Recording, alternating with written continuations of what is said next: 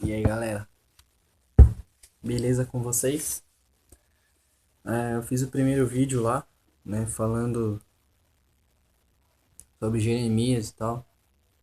Minha intenção não é ficar famosinho, minha intenção não é ganhar dinheiro com isso, né, e não é ficar popular, tá? E não ser mais um. Infelizmente, assim, as pessoas têm feito isso só pra ser mais um, hein? Só pra ter um nome citado entre os grandes, né? Assim, a minha intenção é que a palavra de Deus fure seu coração, fure mesmo seu coração, sabe? A minha intenção é que você sinta raiva, fique indignado, não comigo e nem com a Bíblia, mas com você mesmo. Que você se sinta indignado com você mesmo, né? Então, teve o primeiro vídeo aí que eu falei de Jeremias lá e tal, né? Falando das pessoas que têm ensinado a odiar os seus irmãos, quando a Bíblia fala ao contrário. Beleza?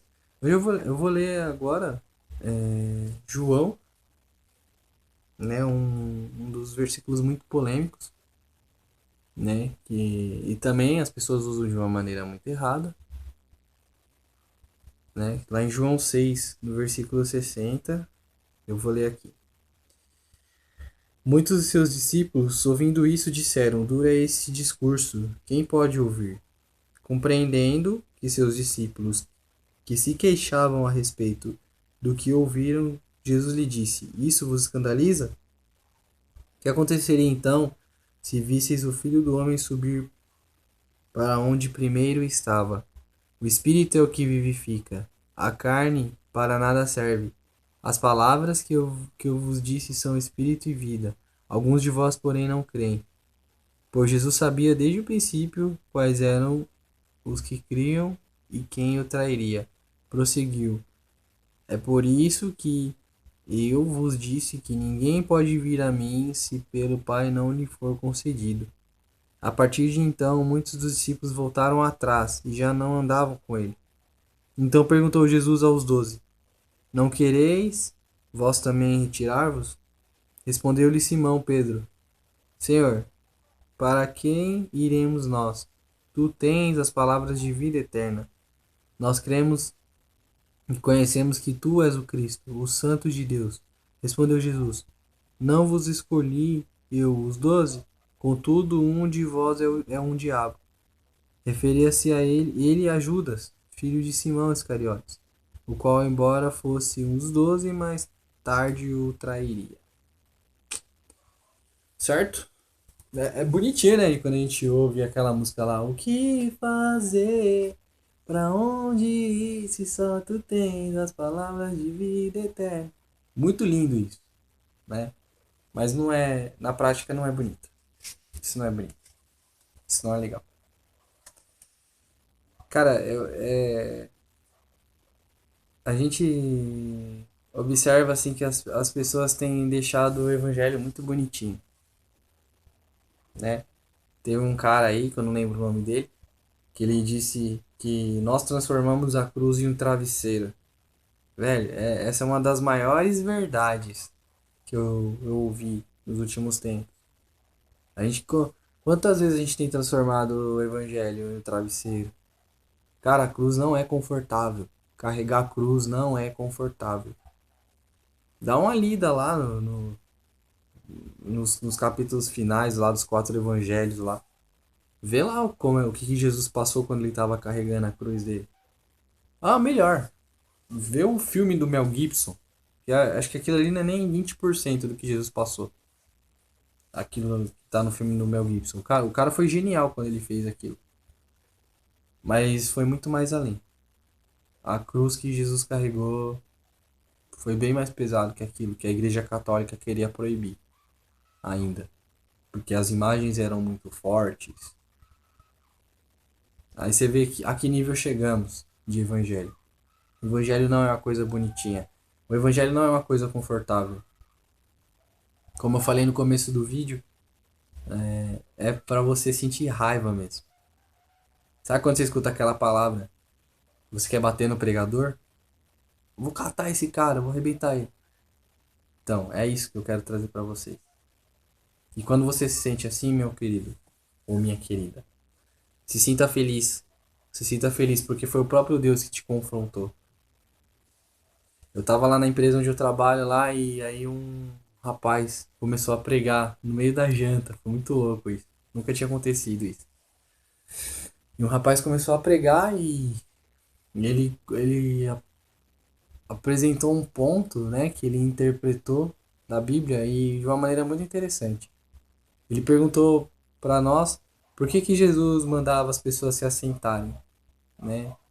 E as pessoas se sentavam um montinho aqui, outro pouquinho ali, né? E ele falou assim, cara, Jesus não gostava de multidão, de tumulto, e assim, ele gostava de uma coisa organizadinha, o pessoal, que o pessoal sentasse, né? O pessoal ficasse sentado, organizadinho. Por quê? Jesus ele gostava de andar entre as pessoas. E além disso, ele gostava de andar e falar com as pessoas. E aí ele fez uma pergunta. E quantas vezes nós temos deixado Jesus andar e falar no nosso coração? Dói, né? A gente olhar para dentro de nós e ver que realmente não deixamos Deus nem Jesus andar e falar na nossa vida, no nosso coração. Né? Aí o que fazemos com isso? A gente pega a Bíblia e se justifica. A gente se justifica com a Bíblia. Né? Uma coisa que foi feita para nos confrontar. A gente nos conforta. Nos conforta. O pastor sobe lá e fala com a gente algo que dói. Dói aqui dentro, dói muito. O evangelho dói muito. Aí qual que é a nossa atitude? Vou sair da igreja. Vou para outra igreja, vou para outro ministério.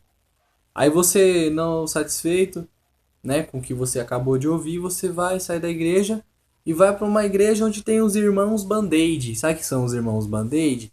São os irmãos que ficam passando a mão na sua cabeça, fica, coitadinho, aí pega a Bíblia e fala: "Ah, não esquenta não, porque Deus te escolheu para ser cabeça e não cauda. Não esquenta não, irmão, porque você é bem-aventurado." Sabe? Os irmãos Band-Aid servem para isso. Pra que serve o Band-Aid? Serve pra porcaria nenhuma. A gente acha que tá curando o nosso machucado, mas não tá. Pra isso que serve esse tipo de irmão. Pra confortar, pra tentar sarar as suas feridinhas, mas quando tá criando um câncer na sua ferida. Um câncer generalizado ainda. Legal, né? Eu sei, é duro ouvir isso. É duro, imagina eu ouvir isso do próprio Deus. Então a gente se depara muito com isso, sabe? Com pessoas que estão na igreja, e estão lá, estão ouvindo, e cantam uma música, e pula, e vai, e tal, e tá no gás. Aí quando Deus vai e usa uma pessoa para confrontar ela, para olhar para ela e falar: "Meu, você precisa de mudar de vida, porque você não é desse mundo. Você precisa parar de ouvir as coisas desse mundo. As coisas que estão sujando, estão intoxicando você. Tem que parar porque você não é desse mundo, você é do mundo que está por vir, da Nova Jerusalém." Sabe? Aí a pessoa olha, né? Faz aquela cara de choro, assim, né? Começa a tremer o lábio e aí quer chorar. Aí se mantém diante da pessoa que repreende ela. Aí se mostra firme e fala: "Não, é verdade, preciso mudar." Nossa, e o que a pessoa faz? Muda mesmo, muda de ministério, muda de estado, se precisar muda até de país, para ficar longe daqueles que estão repreendendo ela. A palavra do Senhor diz, né?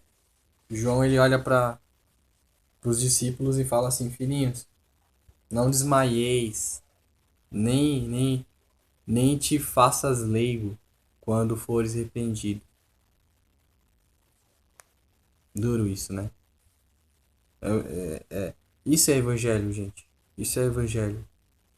Sabe? Você se deparar com uma coisa que te machuca. Machuca. O evangelho machuca. E você continuar amando. Isso é muito louco. Isso é muito louco. A palavra e o Espírito Santo, eles têm esse poder. Sabe? De você ver algo que tá te batendo e você tá rindo. Sabe? Você toma um tapa na cara e fala, ah, legal, que bom, eu preciso disso. Sabe? E nós realmente precisamos, né? Sabe? De pregadores, assim. De pregadores. É triste a nossa cena hoje. A nossa, o nosso cenário de evangélicos. Odeio esse termo, evangélico. Porque Jesus não era evangélico, né? A Bíblia não tem essa palavra evangélico. Nós não somos evangélicos. Evangélico, quem fala que você é evangélico é a Globo, é a mídia, aí as pessoas que te vê, que vê as suas atitudes, elas te nomeiam como evangélico. Não, mas Deus não. Deus nos chama de filhos. Filhos. Sabe o que é filho? Filho alguém que foi gerado por outro alguém. Nós somos gerados por Deus. Nós somos gerados por Deus. Então não somos evangélicos. Somos filhos de Deus. Somos cristãos. Devemos ter o caráter de Cristo. E aí eu acho, assim, no meu meio, eu encontro pessoas que ouvem, que leem isso aqui e acham normal. Aí quando um pastor, quando alguém, não precisa ser pastor, precisa, sabe, qualquer um, pega essas palavras, né, e vai e fala pra pessoa o que, que a pessoa faz. Ah, tô chateadinho, eu tô tristinho com o que eu acabei de ouvir. Tô chateado com você, irmão, porque você tá me agredindo, você está me repreendendo, sabe? As pessoas, elas estão muito dodói ultimamente, estão muito dodói ultimamente. As pessoas não querem saber de ouvir realmente a palavra do Senhor, não querem. Aí o que que elas fazem? Fazem justamente o que os discípulos, que não eram os 12, lógico, né? Fazem o que os discípulos fizeram.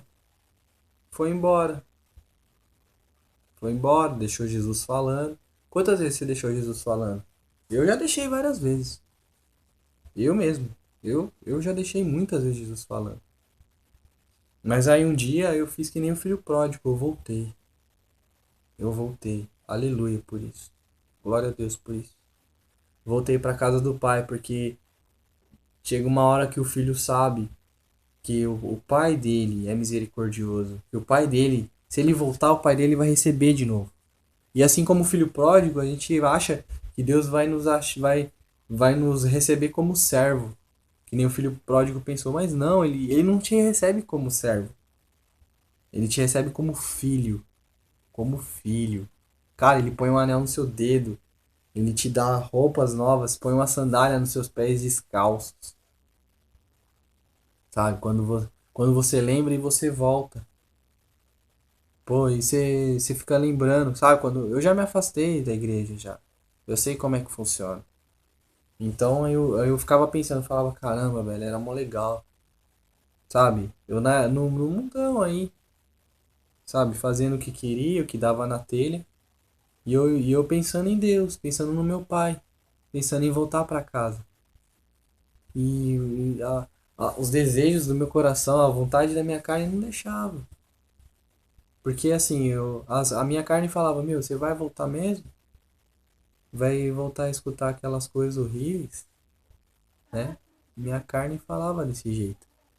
Falava, você quer voltar mesmo e, e ser confrontado e tomar aquelas pauladas que você tomava de Deus? E foi um dia que eu não aguentei mais ser confortado.